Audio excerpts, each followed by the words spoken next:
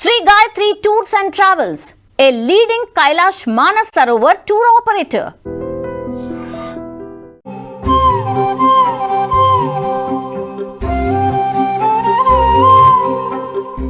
నమస్కారం, welcome to iDream media. నేను వివిజిత.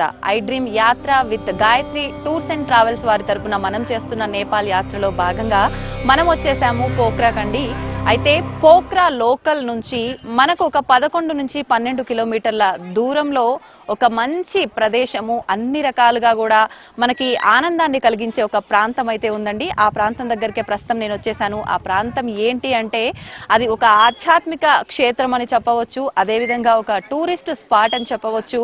మనమున్న ప్రదేశం అయితే మనకు సీ లెవెల్ నుంచి 1500 మీటర్ల ఎత్తులో ఉండడం జరిగింది. మనం ఈ ఎత్తైన ప్రదేశం నుంచి కనుక చూస్తే మనకు ఎన్నెన్నో ప్రకృతి రమణీయమైన దృశ్యాలు కళ్ళకి కనువిందు చేస్తూ ఉంటాయి. అసలు ఏంటి ఈ ప్రాంతం యొక్క విశిష్టత, ఈ ప్లేస్లు ప్రదేశాలు ఇవేనా, ఆధ్యాత్మికం అన్నారు, మరి ఇక్కడ ఏముంది అనుకుంటున్నారేమో. ఇక్కడ నేపాల్లోనే అత్యంత ఎత్తైన లార్డ్ శివ స్టాచ్యూస్ లో 2వ ఎత్తైన లార్డ్ శివ స్టాచ్యూ ఇక్కడ ఉందండి. ఒక్కసారి మనం ఆ స్వామి వారిని దర్శించుకొని ఆ స్టాచ్యూ ఎంత ఎత్తుంది, ఏంటి, ఇక్కడ విశేషాలేంటో మాట్లాడుకుందాం. పదండి నాతో పాటు.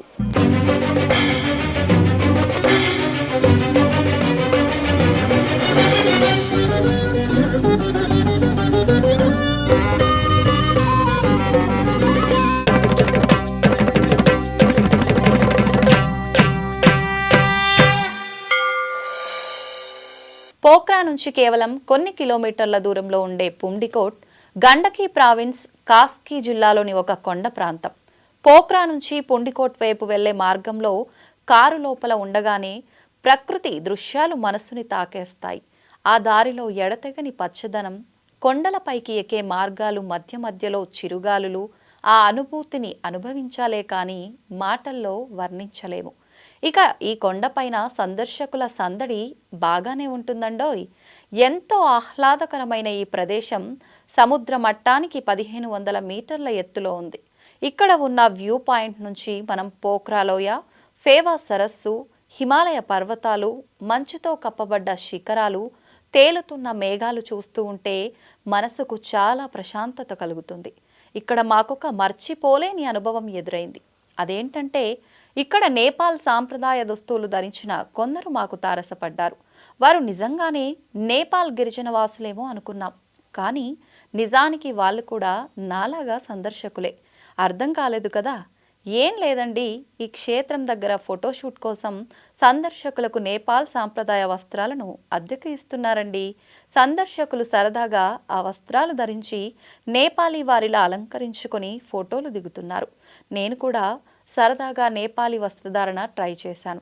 ఇది నిజంగా నాకు ఒక మర్చిపోలేని అనుభవం. శివ విగ్రహం ఇక్కడ ప్రత్యేకం.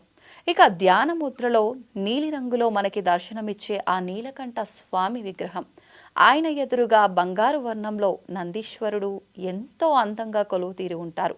ఇది నేపాల్లో 2వ అతి ఎత్తైన శివ విగ్రహం. మొదటిది కైలాసనాథ్ మహాదేవుడి విగ్రహం. ఆ క్షేత్ర విశేషాలు కూడా త్వరలోనే మన యాత్రలో మీకు అందించబోతున్నాను.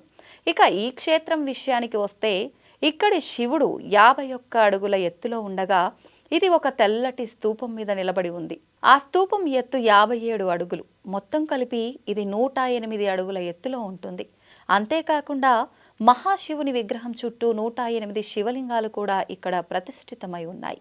ఇక పర్వత శిఖరాల మధ్య ధ్యానముద్రలో కొలువైన ఆ పరమ శివుణ్ణి చూస్తే మన హృదయం ఆధ్యాత్మికతతో పులకితమైపోతుంది అనడంలో సందేహమే లేదు.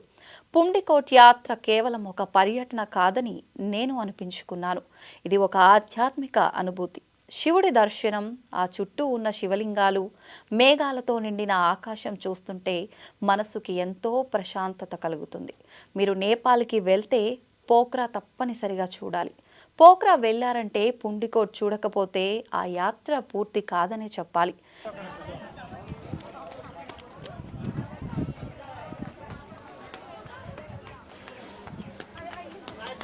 మొత్తానికైతే వచ్చేసానండి నేను పైకి. అయితే నేను ఇందాక మీకు ఇంట్రోలోనే చెప్పినట్టుగా మనకు పోఖ్రా నుంచి ఈ ప్రదేశానికి రావడానికి 11 నుంచి 12 కిలోమీటర్ల దూరం అనేది ఉంది.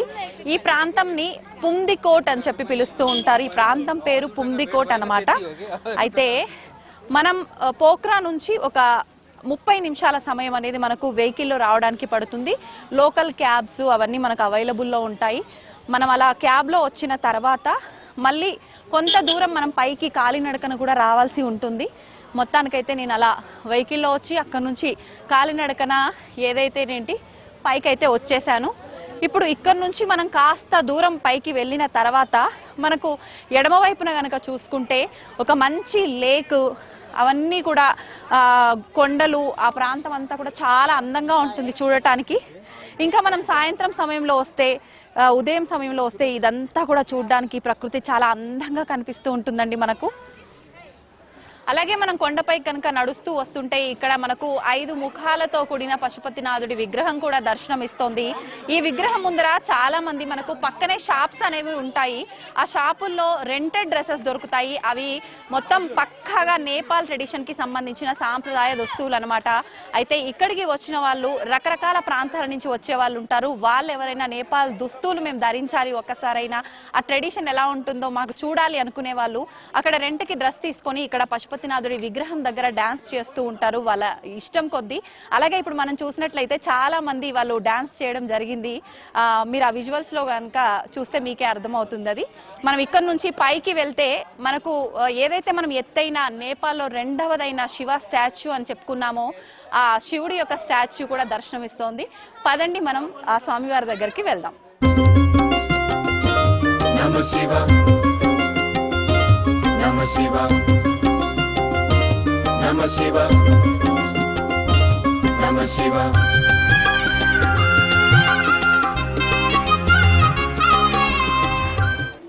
మొత్తానికైతే మనం పైకి వచ్చేసినాము.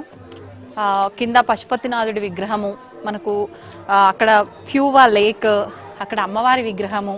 ఆ తర్వాత మనం పైకి వస్తుంటే మెట్ల మార్గం ద్వారా కొంత మార్గం వరకు కూడా మనకు అన్ని పక్కన షాప్స్, ఫుడ్కి సంబంధించిన స్టాల్స్ అవన్నీ కూడా కనిపిస్తున్నాయి. పైకి రాగానే నాకు ఇక్కడ కొంచెం ఆశ్చర్యంగా అనిపించింది ఏంటి అంటే, మామూలుగా దేవాలయాల్లో అయినా ఎక్కడైనా కూడా దేవుడికి సంబంధించిన మూర్తులు అనేవి ఉంటూ ఉంటాయి, ఆలయాలు, ఉప ఆలయాలు ఇవన్నీ కూడా. కానీ ఒక కలశ రూపంలో ఉన్న ఒక వాటర్ ట్యాంక్ అనేది నేనైతే ఫస్ట్ టైం చూస్తున్నా. మీరు చూస్తున్నట్టయితే ఇక్కడ ఒక కలశ రూపంలో ఉన్న వాటర్ ట్యాంక్ అయితే మనకు కనిపిస్తోంది. ఇదే అన్నమాట అది. ఒకసారి మీరు కూడా చూడండి. చాలా కొత్తగా అనిపించింది. నేనైతే ఎక్కడ చూడలేదు. మరి నాకు తెలిసైతే ఎక్కడైనా ఉందో ఏమో కానీ నాకైతే తెలియదు. తర్వాత ఇక్కడ నుంచి మనం పైన ఒక ఆర్చ్ లాగా ఉంది. ఆర్చ్ పైన కూడా శివుడు లింగ రూపంలో ఒక విగ్రహం అనేది మనకు కనిపిస్తూ ఉంది. ఆ తర్వాత మనం లోపలికి వెళ్తే గనక ఈ మార్గం గుండా ఇక్కడ ఒక నందీశ్వరుడు, శివుడి ముందర శివుడి వాహనమైన నందీశ్వరుడు మనకు దర్శనం ఇస్తూ ఉన్నాడు. ఆ తర్వాత మనం ఇందాక చెప్పుకున్నట్టుగా భూమేశ్వర్ మహాదేవ్ అని చెప్పి పిలుస్తూ ఉంటారంట ఇక్కడ శివయ్యని. మీరు చూస్తున్నట్టయితే నా వెనకాల కనిపిస్తున్నాడు మహాదేవ్, ఆ శివయ్య. 108 ఫీట్ల ఎత్తులో ఇక్కడ శివుడు ఉండటం జరిగింది. నేపాల్లోనే 2వ ఎత్తైన శివలింగంగా చెప్తూ ఉంటారు. మనకు మొత్తము శివుడికి పైన చుట్టూరా కూడా ఒక స్టెప్ లాగా కనిపిస్తుంది కదా, ఆ పైన అంతా కూడా 108 శివలింగాలు. మళ్ళీ తర్వాత ఇక్కడ స్టెప్స్ నుంచి కొంచెం పైకెక్కగానే ఇంకొక రౌండ్లో ఇంకొక 108 శివలింగాలు, మొత్తం 216 శివలింగాలు మనం ఇక్కడ దర్శించుకోవచ్చు. పదండి లోపలికి వెళ్దాం. నమః శివాయ, నమః శివాయ, నమః శివాయ, నమః శివాయ.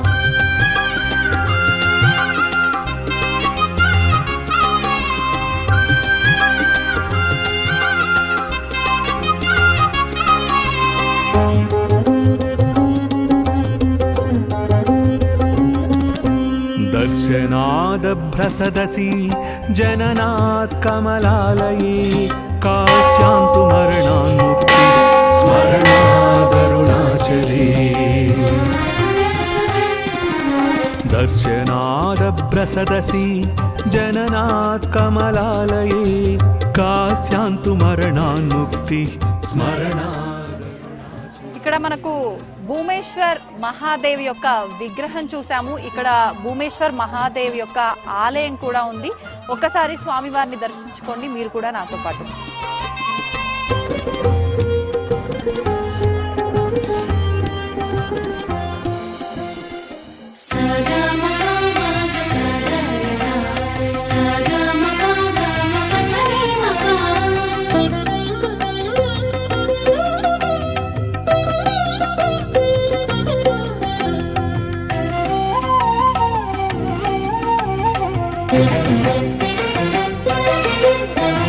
శ్రీచక్రరాజమున సంచరించేడి శ్రీ జగన్మాతకు జయమంగళం.